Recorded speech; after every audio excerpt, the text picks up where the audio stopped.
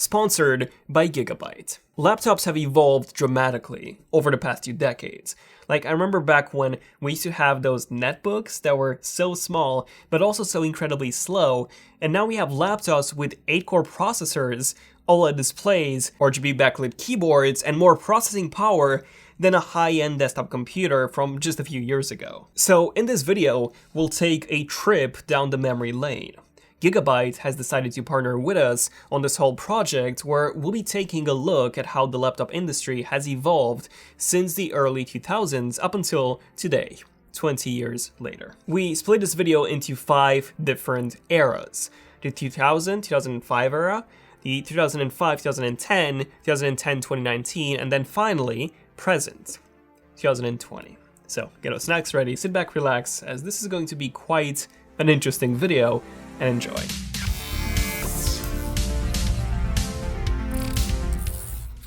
Okay, so between 2000 and 2005, this was really when the laptop industry started taking off.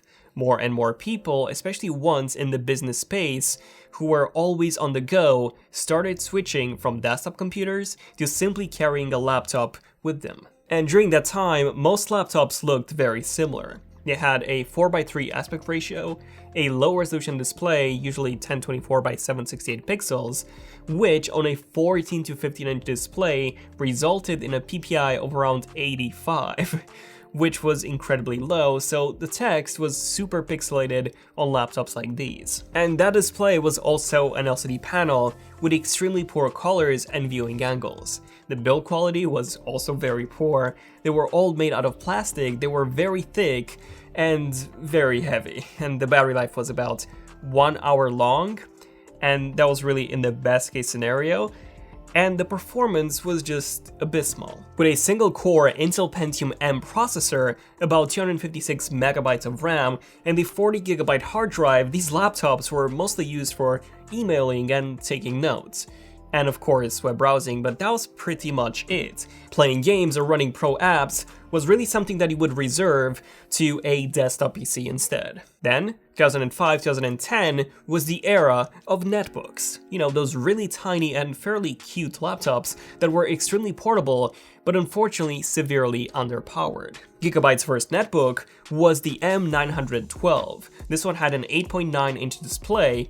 Funny how we now have smartphones that are almost as big as that. The display was a 1280 by 768 resolution panel, so a higher resolution than in the previous 2000-2005 era, on a smaller display, which actually resulted in a higher pixel density of 167 ppi. Now, the colors of the display were improved, but the build quality remained mostly the same, which was plastic, and because of how small these netbooks really were, the thermals were actually a major downgrade from regular laptops. In terms of the actual performance, the amount of RAM, it had increased to 1 gigabyte, and the storage to 160 gigabytes.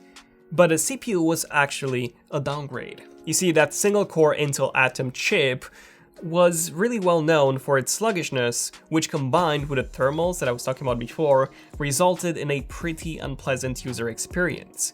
Now, the battery life was indeed improved, with the M912 being able to last for about 2 hours, and while gaming on these machines was still not doable, and the use case still remained mostly the same as in emails and web browsing, these netbooks gave us the very first vision at how it was to have an extremely portable laptop that you can carry with you anywhere you go. Netbooks like these would really lay the foundation of what was to come. Then we had the 2010-2015 era, which is what I call the era of ultrabooks, because that is when manufacturers started making those insanely thin laptops, which they would market as razor thin and also incredibly portable.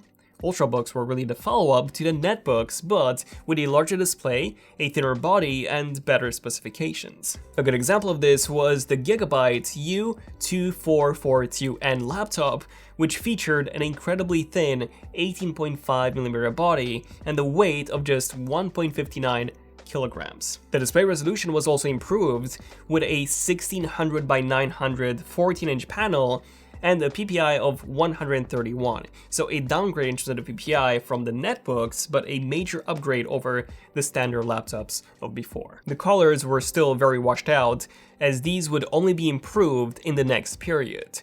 And this period was also when we started seeing a heavy focus on performance. The U2442N, even though it was an ultrabook, it featured a dual-core i7 processor with up to 4 threads. The amount of RAM was increased to 8 GB, a massive upgrade over the previous netbook era. Storage was also increased to 1 TB, yes, almost 10 times more than the netbooks, and this ultrabook also came with a dedicated GPU, the NVIDIA 640M graphics, making this laptop actually suitable for gaming on the go.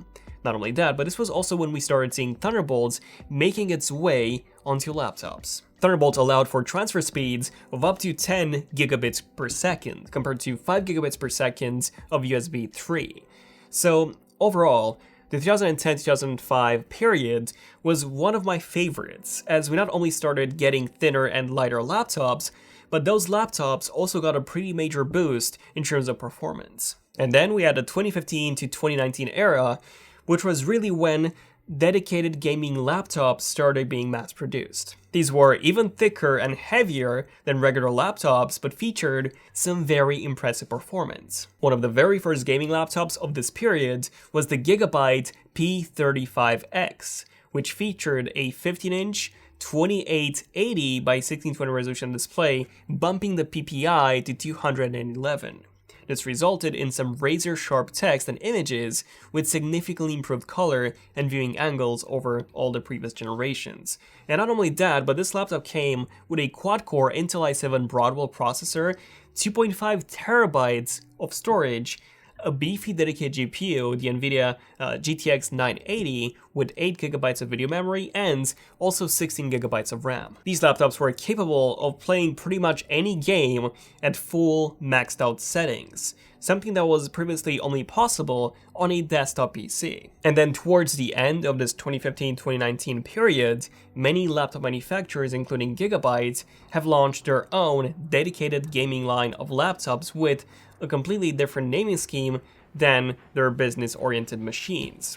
So for example, GIGABYTE launched the Aorus line, aimed at gamers, and then the Aero line, aimed at creatives. In 2019, we got to see the Aorus 15V9, which featured a 1920 by 1080 resolution display at 15.6 inches, a drop in PPI to 141, but this was also when we started getting high refresh rate panels. So this model had a 144Hz panel, meaning that it could show up to 144 frames per second in a game compared to just 60, giving you a noticeable advantage in competitive gaming. This period was also when we finally started seeing manufacturers focus greatly on the design, with the Aorus 15V9 featuring a full metal build rather than a plastic build, and since this was a gaming laptop, it also came with an RGB keyboard, which could be configured with different effects to suit your liking or even your game. And the specs were really impressive too,